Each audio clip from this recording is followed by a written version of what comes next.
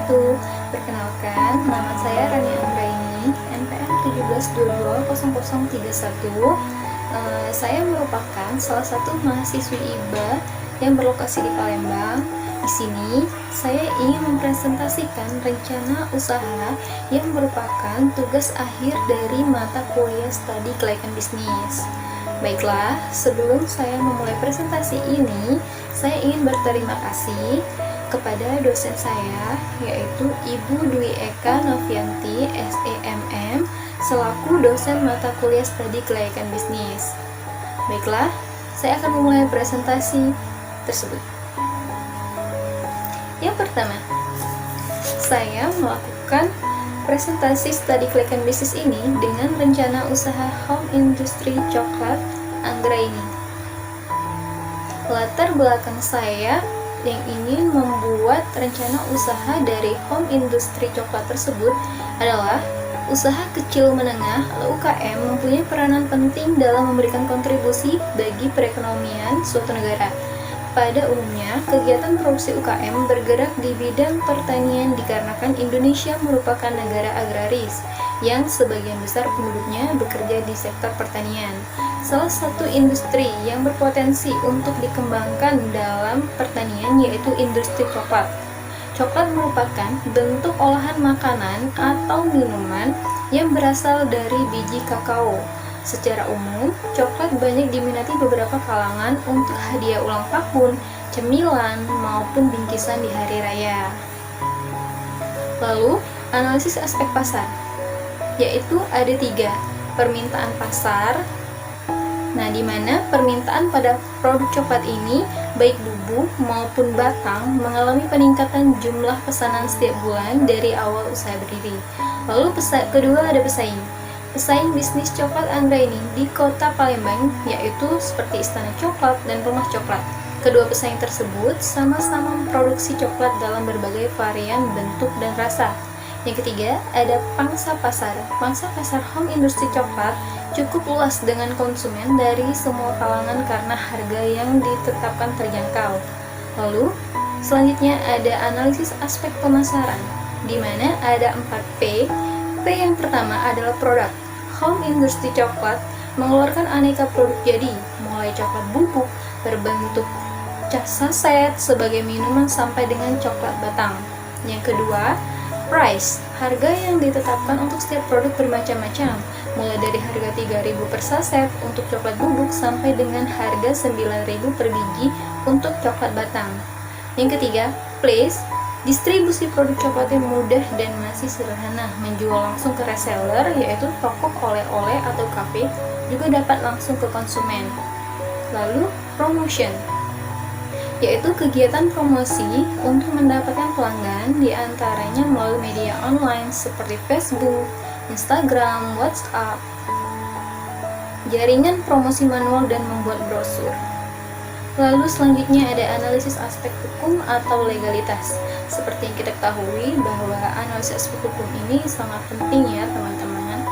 Aspek ini dilakukan untuk meyakini apakah secara hukum rencana bisnis dapat dinyatakan layak atau tidak. Aspek ini meneliti apakah secara hukum usaha ini layak untuk dijalankan. Unsur-unsur dari aspek hukum adalah surat-surat izin usaha seperti badan hukum, tanda daftar usaha dan surat izin usaha, NPWP, bukti diri. Nah, itu sangat dibutuhkan dalam aspek hukum atau legalitas ini ya teman-teman. Lalu, dari segi legalitas usaha, unit usaha ini membutuhkan beberapa dokumen badan hukum untuk melaksanakan usaha bisnis sebagai bekal agar usaha yang dilaksanakan berjalan lancar di kemudian hari. Selanjutnya, ada analisis aspek teknis dan teknologi. Home industri coklat ini beralamat di lingkungan Jalan Betawi Raya, Lorong Tangga Ema, nomor 9 RT 58, RW 12, Turungalungaja, Kecamatan Sukabarang, Kota Palembang, Provinsi Sumatera Selatan. Di sini terdapat 4 komponen di dalam pembuatan home industry coklat ini. Yang pertama, bahan baku, bahan tambahan, dan bahan penolong. Bahan baku yang diperlukan dalam proses produksi yaitu bubuk coklat dan coklat batang. Bahan tambahan berupa gula, susu atau creamer, crispy, blueberry, strawberry, dan mint. Bahan penolong digunakan dalam proses pengemasan produk antara lain aluminium foil, plastik, dan stiker kemasan, serta lem. Yang kedua, peralatan produksi. Peralatan produksi berupa mesin penggiling bubuk coklat, mesin perekat plastik, kulkas, kompor gas, panci, baskom, timbangan, cetakan coklat, dan gunting, dan sebagainya. Lalu yang ketiga, proses produksi. Proses produksi yang dilakukan masih sederhana dan secara manual mengingat usaha ini belum mempunyai alat teknologi yang mendukung sehingga masih mengandalkan tenaga manusia. Yang keempat, ada alur proses produksi, di mana untuk kita pembuatan bubuk coklat itu dilakukan pencampuran atau mix, yaitu setelah itu pengemasan. Yang kedua, ada bubuk coklat dilakukan pemanasan atau tim pencetakan lalu dilakukan pengemasan. Oke, ke analisis yang selanjutnya adalah analisis aspek keuangan. Dana yang dibutuhkan pada permulaan pendirian home industri coklat ini terdiri dari dua, yaitu aktiva tetap dan modal kerja. Yang pertama, sumber dana. Yang kedua, modal kerja. Yang ketiga, proyeksi pendapatan. Yang keempat, proyeksi biaya. Yang kelima, cash inflow. Yang keenam, kriteria penilaian investasi. Next, analisis aspek manajemen dan organisasi.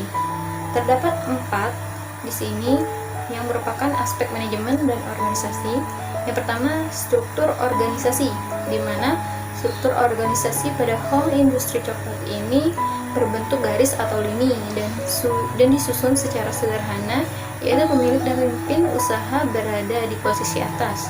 Yang kedua, jumlah tenaga kerja. Tenaga kerja home industri coklat ini baru berjumlah 10 orang dengan kualifikasi yang telah ditentukan. Yang ketiga, kualifikasi tenaga kerja. Kualifikasi pendidikan tenaga kerja pada home industri coklat ini yaitu jenjang pendidikan dari SMA atau SMK sampai sarjana. Yang keempat, sistem pengupahan dan pelatihan. Sistem pengupahan tenaga kerja bermacam-macam seperti bonus, bagi hasil, bahkan royalti. Next, ke analisis selanjutnya, analisis aspek ekonomi. Dilihat yang pertama ya, dilihat dari segi harganya yang cocok dengan kantong mahasiswa tentunya, harganya yang terjangkau, dilihat dari segi tempat bisnis home industry tersebut jika dekat dengan area kampus maka dapat meningkatkan keuntungan tersendiri bagi pebisnis coklat. Lalu dapat memanfaatkan tempat tersebut sebagai tempat berkumpul dengan teman-teman, meningkatkan keuntungan bagi pemilik home industry tentunya. Lalu dengan semakin berkembangnya kegiatan perusahaan saat ini akan membantu pemerintah dalam menaikkan pertumbuhan ekonomi. Nah, selanjutnya ada analisis aspek sosial, di mana di sini mempunyai dampak positif maupun dampak negatifnya. Dampak positifnya membantu pemerintah dalam mengurangi pengangguran. Yang kedua, tingkat pertumbuhan pendudukan semakin baik.